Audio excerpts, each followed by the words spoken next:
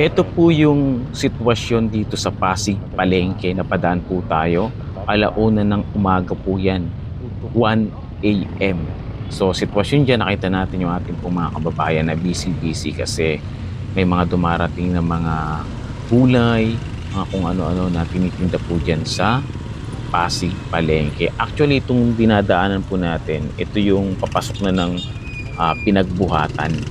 Pero kahit yan po ay lampas na ng palengke, nakita nyo may mga kariton pa rin sa gilid.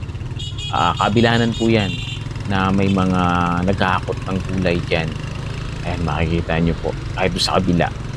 So, pinakita lang po natin na yun, dami sa gilid.